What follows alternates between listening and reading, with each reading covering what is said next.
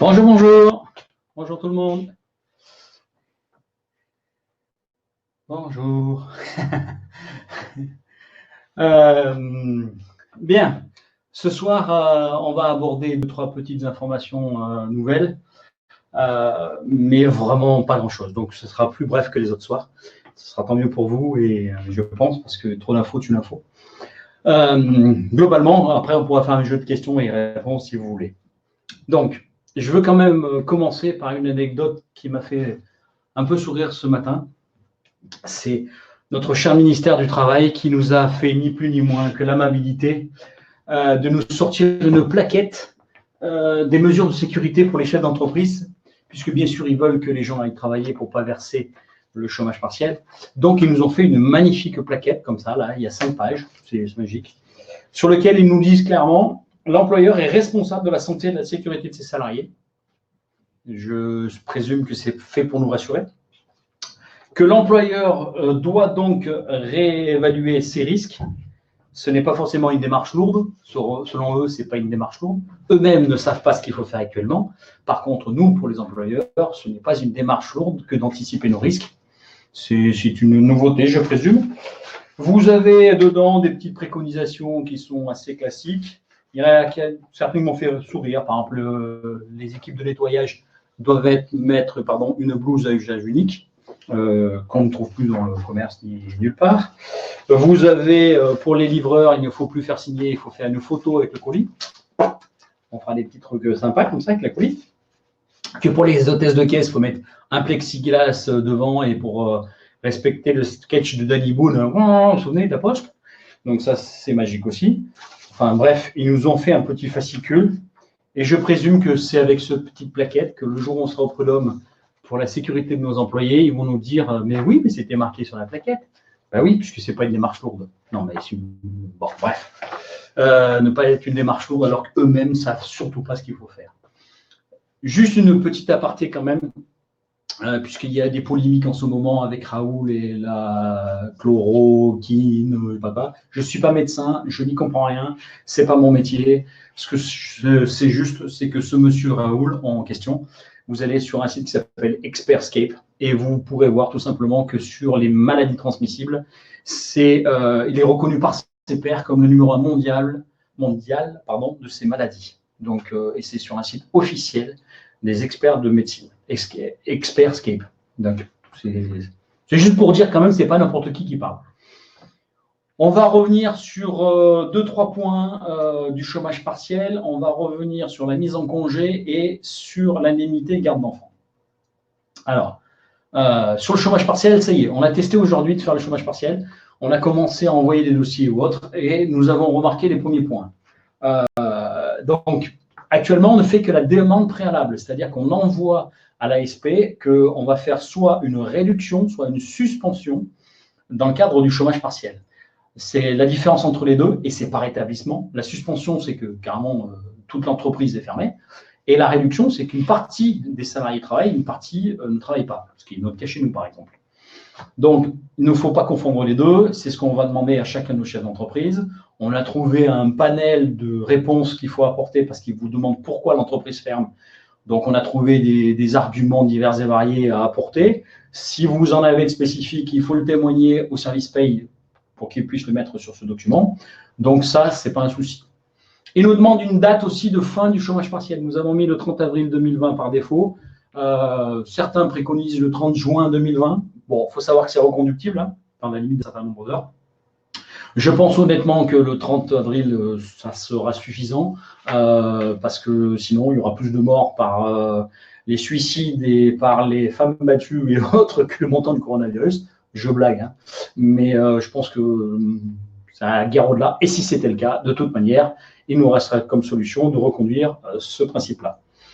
Donc, si certains n'ont pas reçu les codes encore par rapport aux demandes de chômage partiel, sachez qu'il y a beaucoup de retard, hein, donc ça ne m'étonnera pas.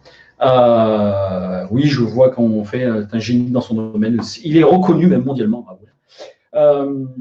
Ensuite, l'administration vient de préciser quand même que ça sera limité à 35 heures.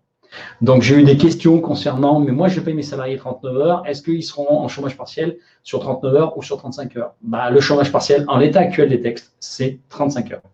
Les 4 heures supplémentaires mensuelles, même s'ils sont dans le contrat de travail, je pensais que c'était le cas, mais non, ils ne sont pas couverts par le chômage partiel. D'accord? Donc, le chômage partiel, on est en train de le mettre en place. Ça va être long. Pourquoi? Parce que leur site, il bug toutes les 2 secondes. Ça saute. On est obligé de revenir. On en a fait dans la journée. Une salariée, par exemple, une de mes collaboratrices, dans une journée, elle en fait 5. Sinon, c'est une horreur. Donc, vous allez voir que ça ne va pas se mettre du jour au lendemain. Ça va être assez compliqué.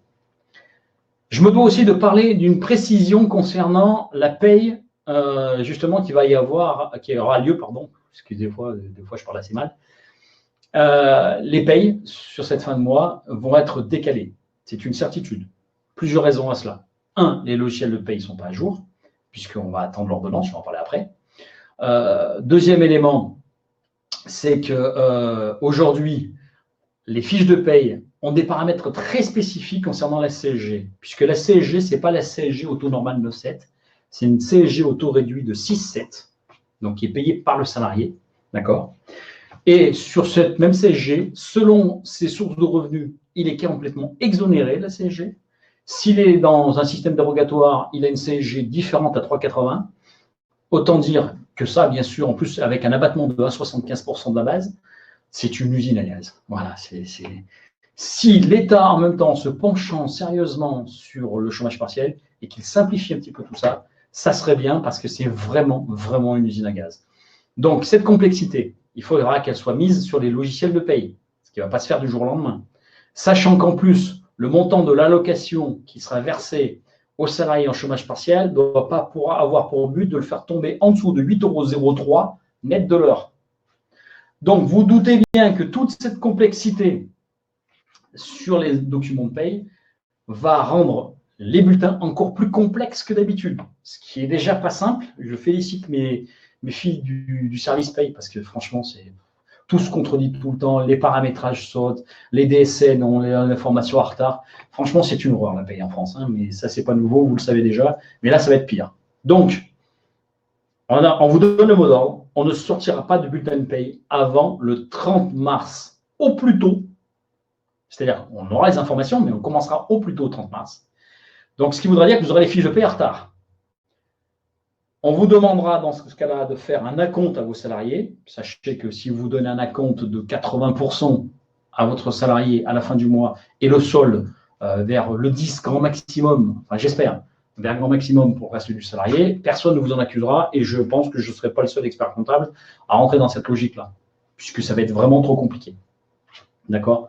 Donc, chômage partiel, on est en cours, on voit ce qui se passe. Certains, attention à ça, on s'attend à des refus, notamment si c'est un restaurant qui aurait pu faire de l'emporter, qui a mis trop de personnel, etc. Attention, ça ne sera pas si simple que ça. Je vous l'ai précisé hier, qu'il y en a qui refusent déjà. Donc, MEF quand même. D'accord? Si on me dit, si pas de changement par rapport au mois dernier, même paye, non. Ben non, parce que justement, ça ne sera pas la même paye. Vous partez sur 80% parce qu'il y a des variantes. Donc, l'allocation partielle n'est pas du tout la même chose que le bulletin net. Donc, si c'était aussi simple que ça, on serait bien content. OK, on suit. Donc, ça, c'était le chômage partiel avec cette petite précision. Ce matin, donc dès 7 h du matin, je me suis mis à lire la loi dite face à l'épidémie, qui a été votée définitivement hier et qui a été publiée ce matin. Donc, on ne peut pas faire plus rapide que ça. Je l'ai lu. Je vais la mettre je l'ai mise déjà sur le site internet. Elle est déjà sur le site internet, Véro me dit. J'ai surligné toutes les lignes qui nous importent à nous, parce que dans cette loi, il y a beaucoup de choses sur les élections municipales et autres, mais ça ne nous regarde pas beaucoup, sur des crises sanitaires, sur des soucis de santé. Donc, je me suis référé à ce qui touche l'économie. Dans cette partie-là, on va faire très simple, c'est l'article 11, et notamment l'article 11, paragraphe B, qui précise tout ce qui va se passer. Et je vais faire encore plus simple de ce qui va se passer, puisqu'au début de cet article 11, on précise que par rapport à la Constitution, l'article 38 de la Constitution, en fait, la loi qui vient d'être votée ne fait que donner le libre arbitre au gouvernement de sortir dans les 3 mois des ordonnances avec un effet rétroactif possible ou pas à partir du 12 mars. C'est-à-dire qu'aujourd'hui, comme on n'a pas l'ordonnance, eh ben on peut encore faire qu'une seule chose, attendre. Puisque la loi, c'est bien, elle a dit qu'on pourrait donner, par exemple, les congés. On va pouvoir donner 6 jours de congé sans respecter le délai de prévenance. C'est-à-dire que je peux forcer, là, la première semaine, de dire à mes salariés, ben, vous êtes en congé. Oui, sauf que le délai de prévenance, ben, il est encore valable, puisque la loi n'a dit qu'une chose, je donne au gouvernement la liberté de faire une ordonnance. Donc aujourd'hui, un salarié qui refuserait de partir en congé cette semaine, ben, délai de prévenance non respecté, il ne part pas en congé. Donc ça pose quand même un sérieux problème. Aujourd'hui, donc, il est urgent d'attendre. De toute façon, depuis 3 jours, c'est à peu près le titre. Hein. Sachez quand même que, pour ma part, je ne pense pas que ça soit une bonne solution. Je ne pense pas que ça soit une bonne solution. Je parlerai après de la garde d'enfants. Je ne pense pas que ça soit une bonne solution de mettre ces salariés en congé maintenant. Une raison à cela.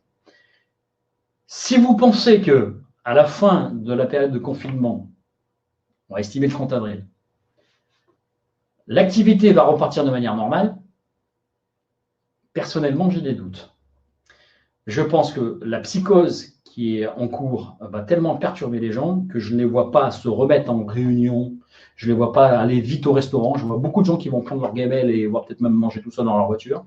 Donc, je ne vois pas l'activité reprendre aussi bien qu'elle était avant. Donc, à ce titre-là, c'est peut-être là que j'ai intérêt à garder ma semaine de congé et ma liberté de choix en disant, bah, écoute, cette semaine, toi et toi, tu travailles, la semaine prochaine, ce sera toi et toi.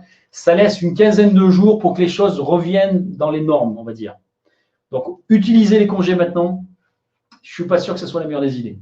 C'est possible, c'est une liberté qui vous appartient, vous êtes chef d'entreprise, vous pouvez parfaitement le faire, ce n'est pas un problème. D'accord? Mais pour cette règle des congés, attendons l'ordonnance et on va voir ce qui va se passer. Pour la garde d'enfants, c'est souvent une grande question. Déjà, ce n'est pas trop tard pour faire la demande de garde d'enfants. Hein.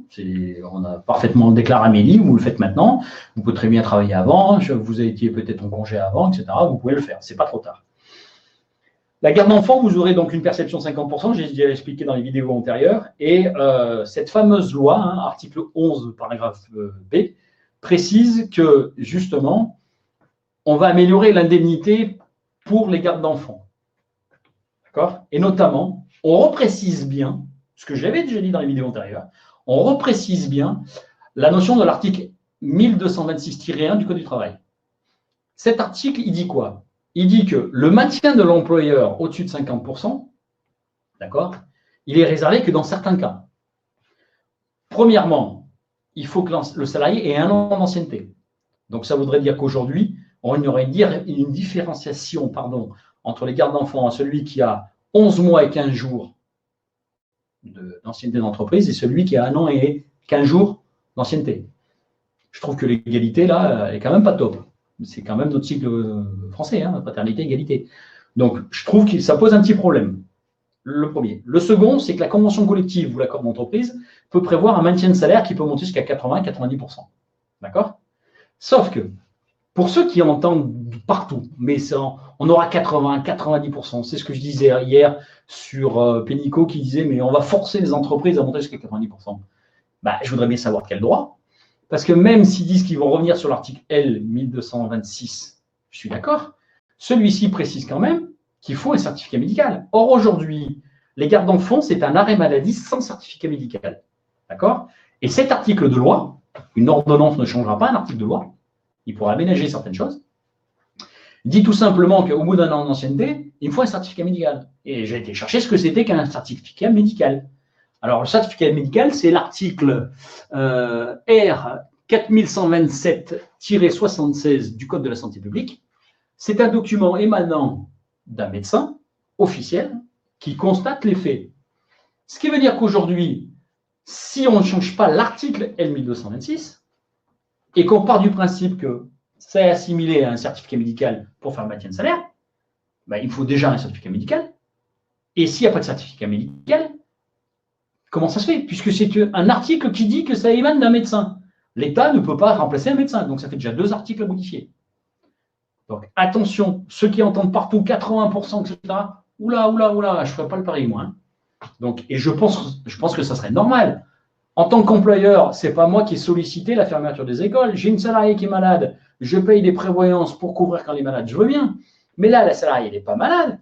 Elle était obligée de rester chez elle pour garder ses enfants. Et que moi, derrière, je suis obligé en plus de faire un maintien de salaire. Moi, entreprise, qui en même temps, je ne gagne pas une thune en ce moment, voire même je vais demander le fonds d'aide pour arriver à toucher 1 500 € pour moi, comment voulez-vous qu'en plus je verse un complément de salaire? À un moment donné, il faut être logique. Il n'y a pas que des grosses sociétés en France. Donc, il y a des trucs que je trouve idiots comme ça, et ça en fait partie.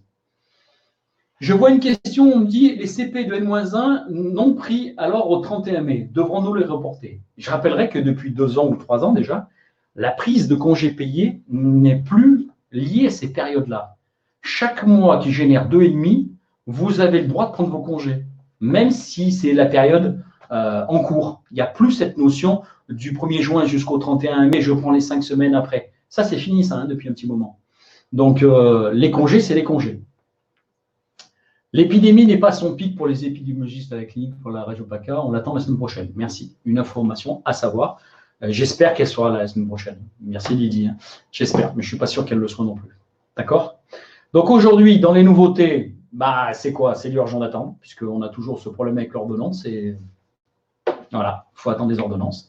J'ai reprécisé 2-3 petites choses. Ça sera sur le site, ce que je viens de dire, ce petit support rapide qui était là sous mes yeux pour le lire justement, ainsi que cette plaquette magique et magnifique de la part du ministère du Travail seront sur le site ce soir ou demain matin à la première heure. Donc, ce que je vais faire, je vais vous laisser des questions. Bernard Vasquez, la FFA vient de préciser les personnes fragiles, c'est-à-dire les personnes placées en arrêt de travail sur la procédure dérogatoire, percevront des journées. Oui, ça avait été déjà annoncé depuis le début. Hein. C'est pas la FFA, c'était déjà dans les textes pour les personnes malades. Ensuite, si employés ont CESU, je vais en chômage partiel. Toujours pas d'information pour les employés à domicile. Le CESU, c'est pour les employés à domicile. Ne confondez pas le TZ et le CESU. Le TZ, c'est au sein de l'entreprise, le CESU, c'est à domicile.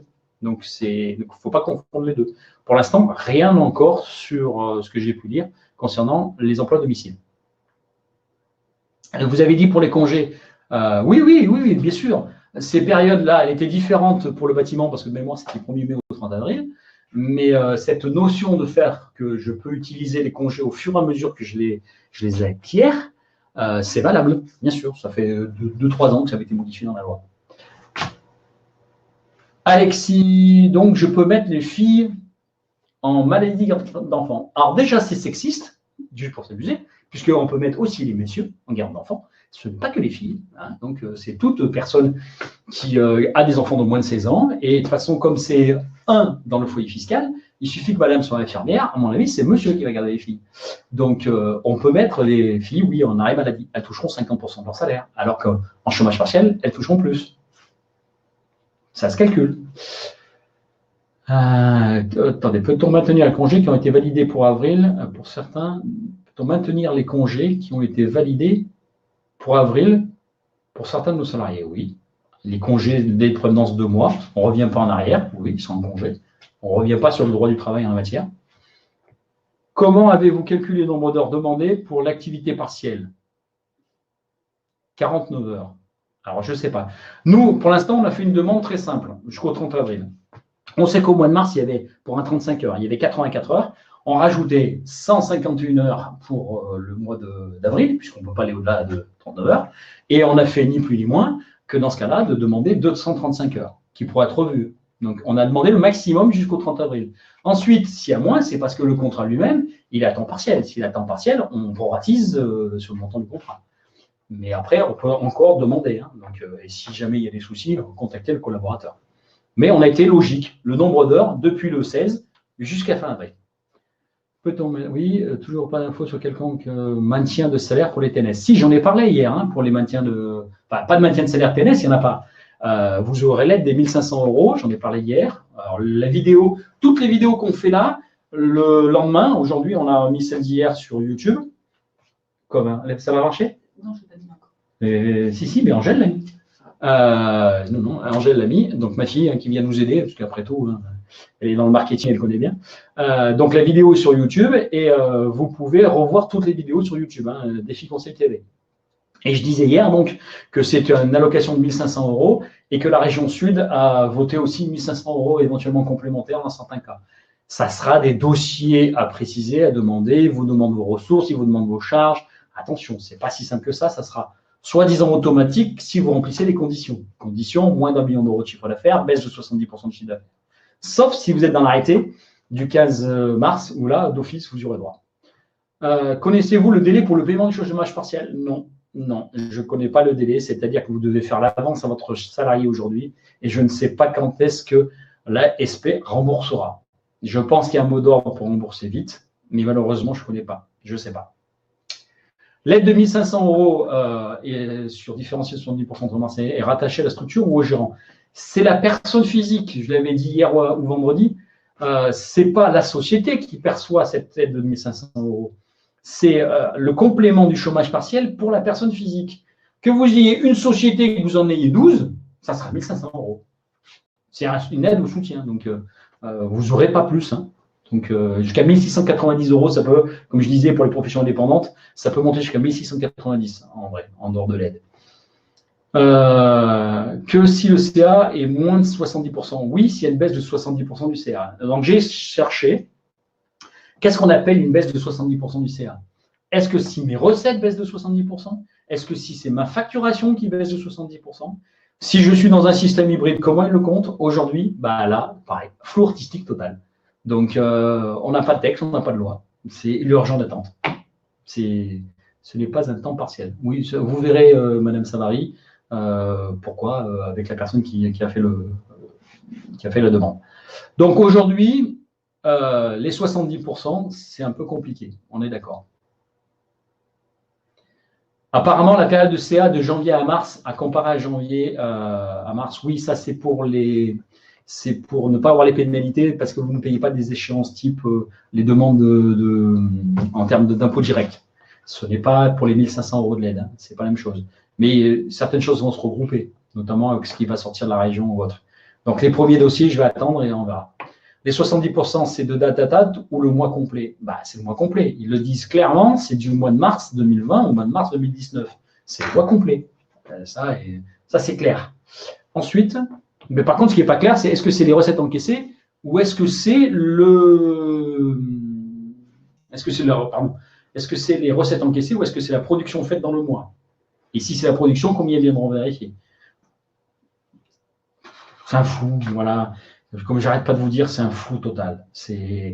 Rien n'était prévu. Si, il y a peut-être une donne importante quand même que j'ai lue quand je lisais tous les textes, parce que je vous assure que j'en lis pas mal en ce moment. Les lois actuelles pour ce qui se passe, pour le maintien à domicile ou autre, il faut quand même savoir que c'est une loi de 1955. C'est-à-dire que depuis 1955, ils n'avaient jamais pensé à revoir comment ça pourrait se passer si un jour il y avait une pandémie ou autre. On s'est tapé le H1N1, on s'est tapé le SRAS, et ces deux éléments-là, ils n'ont rien fait. Par contre, j'avoue qu'en 2012, ils avaient quand même un truc très intelligent. Hein. Ils avaient annulé le texte qui disait que les femmes n'avaient pas le droit de porter des jeans. C'était bien, hein, c'était important en 2012 de voter ça. Par contre, les lois d'urgence, ça, c'était moins important. Ouais, quand même. Il faut savoir que les femmes ont le droit de porter des jeans depuis 2012. Donc avant, vous n'avez pas le droit. Hein. C'est comme ça, c'est la loi. C'est marrant, des fois, on a des textes marrants. Mail de l'Alliance Fonds de solidarité constitué gère, oui, ça j'ai vu. Demain, Alliance, justement, j'ai confirmation. Demain, c'est M. Bard de Alliance qui viendra vous exposer les positions des assurances. En IARD. On est dans le domaine IARD, un peu peut-être des IJ, mais essentiellement de l'IARD. Donc, vous avez un assureur qui vient. Les banquiers n'ont pas voulu venir, mais j'ai un assureur qui vient. Et ça sera intéressant. On parlera aussi des risques des dirigeants sur le plan pénal. Voilà pour ce soir. Je pense que je n'ai pas plus d'informations que ça à vous donner. On continue. Ça ne s'arrêtera pas. J'ai juste des petites idées qui trottent dans ma tête que le jour où le confinement sera arrêté, on se fera une vidéo un peu plus marrante. On essaiera de faire un truc sympa, parce que des fois, je pète un peu un câble quand même. Donc, en attendant, continuez à poser vos questions. J'espère avoir répondu à celles qui m'ont été données ces derniers temps. N'hésitez pas d'aller retrouver les vidéos, puisque c'est avec ça que vous pouvez peut-être revoir celles que vous avez manquées. Et il y a des informations à l'intérieur. N'oubliez pas d'aller sur notre site. On met beaucoup d'informations sur notre site. Si nous devons licencier un salarié, en aurons-nous la possibilité? Est-ce que ce sera plus facile? Rien n'est prévu pour les règles de licenciement dans l'immédiat. Vous aurez certainement qu'une seule possibilité, c'est le licenciement économique. Alors, est-ce qu'ils vont revenir voir sur le licenciement économique? Je ne pense pas, puisque tous les textes sont quand même marqués, notamment cette loi de ce matin, c'est marqué pour protéger justement les emplois. Donc, certainement pas pour faciliter les licenciements. Et si on a commencé l'activité en janvier 2019? Ah, c'est pas mal ça. Tiens, j'y ai même pas pensé. Bonne question.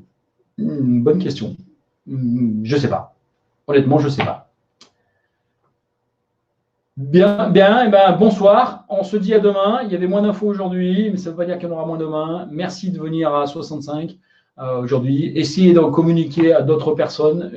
En fait, mon idée maintenant, de monter en puissance sur ce webinaire. Je voudrais vraiment arriver à dépasser les 100, 150, ça serait bien, parce que j'ai une idée derrière la tête, c'est d'aller voir le député du Var et de lui dire, écoutez, les infirmières manquaient d'outils pour sauver les personnes physiques. Nous, les experts comptables, on a manqué d'outils d'information pour sauver les personnes morales, c'est-à-dire les entreprises. Donc, c'est pour ça que je veux que ça booste. Ce n'est pas un coup de pub, ce n'est pas l'idée. Mais par contre, franchement, là, je vais quand même me faire plaisir et je vais, pour la première fois de ma vie, aller voir un député en me disant, mais oh, maintenant, il faut peut-être revoir les choses et revoir votre copie. Le monde d'après le coronavirus et même ce qui s'est passé pendant le coronavirus. Merci à tous, bonne soirée, à bientôt, et enfin à demain. Et en attendant, allez voir sur le site, pas mal d'informations sur le site. Bye bye. Faut que je trouve une phrase de fin, non ?